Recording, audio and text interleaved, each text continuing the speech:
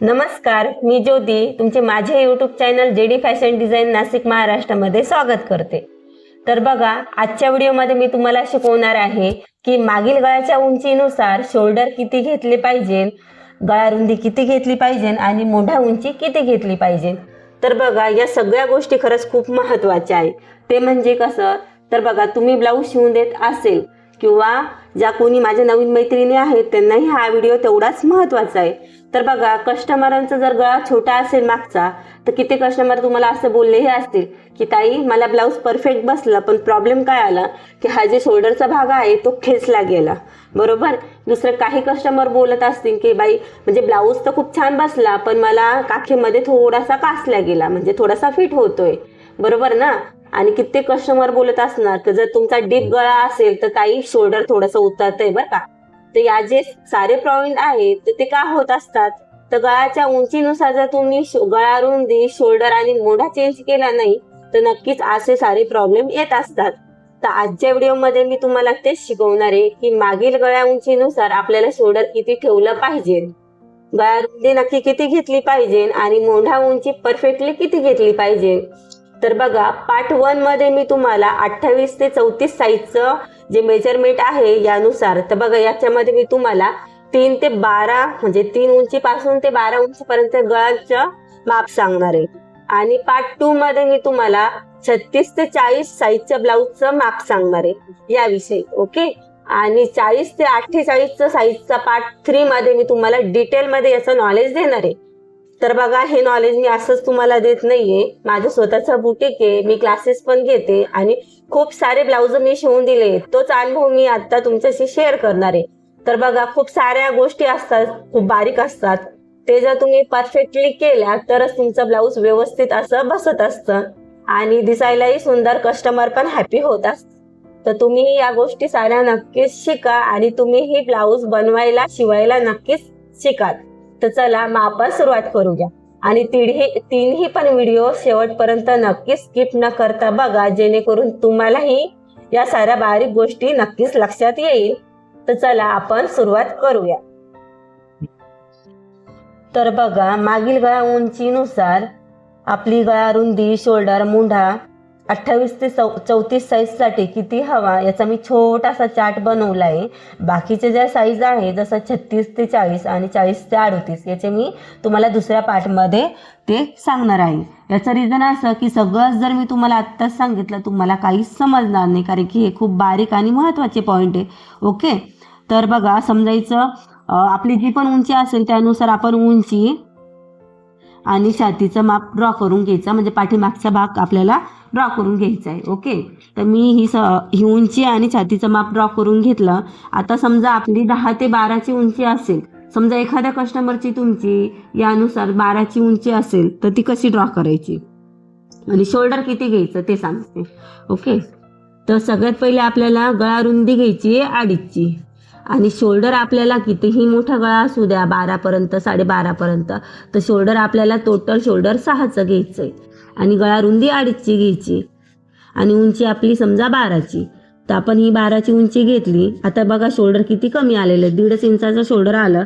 तर तुम्ही गळा उंची जास्त असेल तरी तुम्ही गळा रुंदी नक्कीच जास्त घेऊ नका, गळा रुंदी फक्त आपल्याला 2.5च घ्यायची. चला आपण त्याचाही बॉक्स बनवून दाखवते.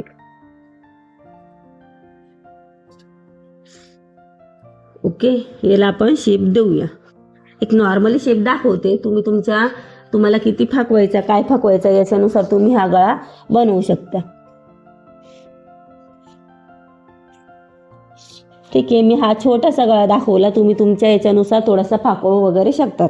तर ही झाली आपली 12ची उंची, गळा रुंदी आहे आपली 2.5ची आणि टोटल शोल्डर आहे आपलं 6चं. तर आणि तुमचा 10चा, 10.5चा, 11, 11.5, 12च्या दरम्यान जो पण गळा असेल त्याच्यासाठी गळा रुंदी तुम्हाला 2.5चीच घ्यायची, शोल्डर टोटल तुम्हाला 6चं घ्यायचं आहे. ओके. आता मुंढा उंची किती घ्यायची? 5.5ची. जर तुमचं गळा उंची मोठी असेल तर तुम्हाला शोल्डर 5.5चंच घ्यायचं आहे, जास्त बिलकुल घेऊ नका. ओके. तर 5.5चा आपण मुंढा उंची घेऊया आणि तोही बॉक्स आखून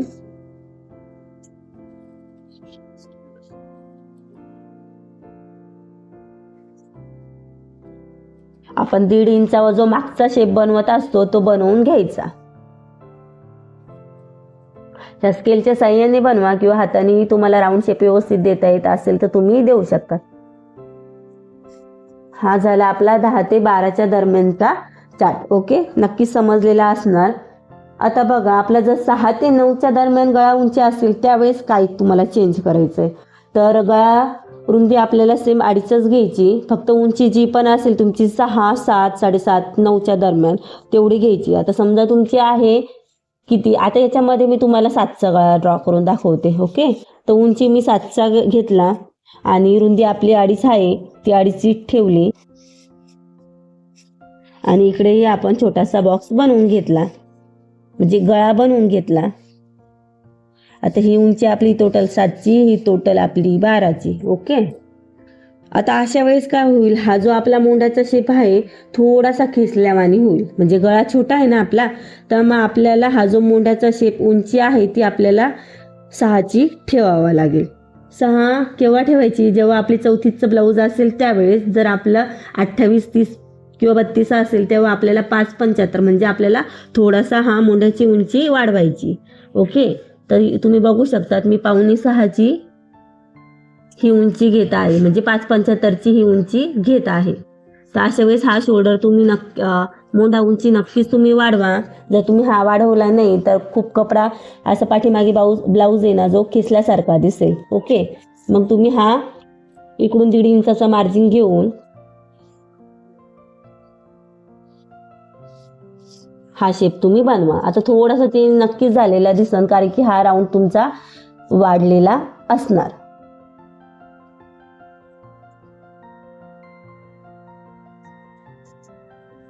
तुम्ही बघू शकतात हा तुमचा जो राऊंड आहे तो थोडासा नक्कीच वाढलेला आहे. तर तुम्ही हे लक्षात घ्यायचं, जेव्हा पण तुमचा 6 ते 9च्या दरम्यान गळा असेल तेव्हा हा आपल्याला मोंढा उंची 5.6ची घ्यायची. आत्ता समजा जर तुमची 3 ते 5च्या गळ्याची उंची असेल आणि तुमचं माप असेल 28 ते 34 साईज, अशा वेळेस काय करायचं. अशा वेळेस तुमची गळ्याची उंची तर खूपच छोटी, समजा मी तुम्हाला 3 दाखवते. ओके, उंचीला आपण 3 घेऊया. आता बघा, हा छोटासा नॉर्मल गळा होणार, बरोबर. अशा वेळेस तो पाठीमागे व्यवस्थित असा कम्फर्टेबल बसणार नाही. तर जेव्हा पण छोटा गळा असेल 5च्या दरम्यान त्यावेळेस तुम्हाला गळा रुंदी ही 3 ते 3.5ची घ्यायची. ते का, तर गळा छोटा असेल, जागीच फाकलेला राऊंड शेप असेल तर तो व्यवस्थित बसणार नाही आणि शोल्डरलाही तो असा जड होईल, म्हणजे खेचल्यासारखा वाटेल. तर मग असे जर छोटे गळे असेल तर आपल्याला त्यावेळेस काय करायचं ते सांगतो. गळा रुंदी आपल्याला घ्यायची 3 ते 3.5ची. आता मी तुम्हाला 3.5ची गळा रुंदी घेऊन दाखवते आणि गळ्याची उंची आपण 3ची ठेवूया. ओके, त्याचाही बॉक्स आपण बनवूया.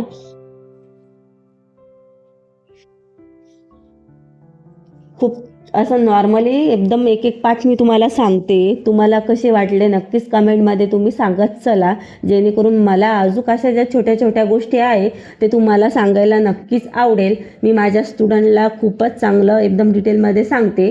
जर तुम्हीही मला कमेंटमध्ये सांगितलं तर नक्कीच मी तुम्हालाही हे छोटे छोटे पॉईंट सांगणार.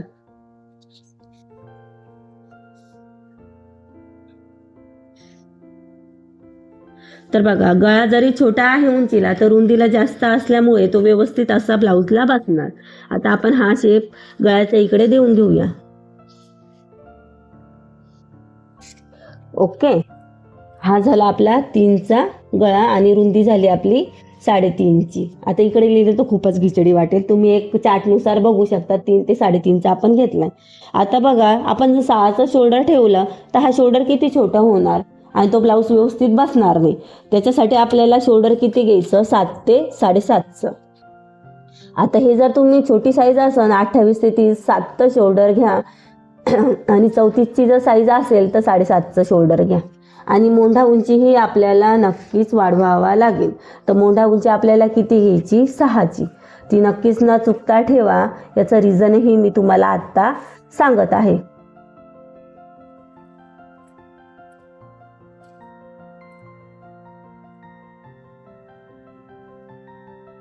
आता तुम्ही बोलणार हा पाव इंचाचा डिफरन्स का ताई? तर याचंही जेव्हा तुम्ही हे शेप बनवता, आता बघा इकडे गळा पायपिंग वगैरे करून पाव इंच जाणार, 2.5 तुमची गळा रुंदी होणार आणि शोल्डर अर्धा इंच शिवण्यात जाणार, बरोबर. त्याच्यामुळे आपण हे शोल्डर वाढवलेलं आहे, 7 ते 7.5चं घेतलं आणि मोंढा उंचीही वाढवलेला आहे. जर आपला हा पार्ट इकडे घेतला तर हा जो आपला राऊंड आहे तो छोटा येतो आणि मोंढाचा जो शेप आहे तो छोटा येतो. त्याने ब्लाऊज काखेमध्ये जे आहे खूप कासल्यावानी आणि फिटिंग होत असतं. त्याच्यामुळे जेव्हा तुम्ही ही हाईट वाढवणार त्यावेळेसच तुमचा ब्लाऊज परफेक्ट असं बसणार. आता इकडे आपल्याला इथून 1.5 इंचाचं मेजरमेंट घेऊन हा आपल्याला शेप बनवायचा असतो.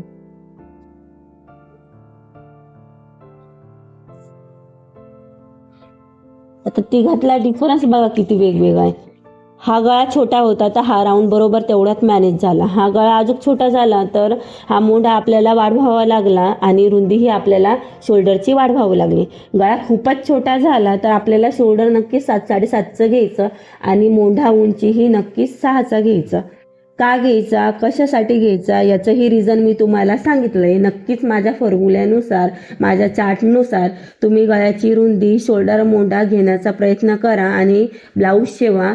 तुम्हाला कसं वाटलं नक्कीच मला सांगा आणि व्हिडिओ आवडला तर नक्कीच लाईक करा, शेअर करा, सबस्क्राईब करा. हा पार्ट 1 झाला 28 ते 34 साईज. आता 36 ते 40 किती घ्यायचं, काय घ्यायचं याचाही मी चार्ट बनवन आणि त्याचाही व्हिडिओ तुमच्याशी नक्की शेअर करन. तर व्हिडिओ तोही तुम्ही नक्कीच बघा आणि पार्ट 3 तुम्ही नक्कीच बघा. तर बघा आज माझ्याकडे म्हणजे माझी जी क्लासची स्टुडंट आहे तिने माझ्याकडे कितीचा 48 साईजचा ब्लाऊज आणला होता. त्याच्यावरून माझ्या लक्षात आलं, अरे हिला गळा रुंदी जास्त द्यावा लागेल, मोंढाही जास्त द्यावा लागेल, शोल्डरही जास्त द्यावा लागेल. तर कित्येक जणांना ही जी मोठी साईज आहे त्याचाही शोल्डर गळा रुंदी किती घ्यायचं हे माहीत नसतं आणि मागच्या गळ्यानुसार किती घ्यायला पाहिजे हेही माहीत नसतं. तर नक्कीच तोही व्हिडिओ तुम्ही बघा जेणेकरून तुमच्याही लक्षात येईल की मागील गळ्यानुसार तुम्हाला गळा रुंदी, शोल्डर, मोंढा किती घ्यायचा. तर व्हिडिओ कसा वाटला नक्कीच कमेंट करून सांगा आणि पुढचा व्हिडिओही नक्कीच बघा. आवडला तर लाईक करा. थँक्यू.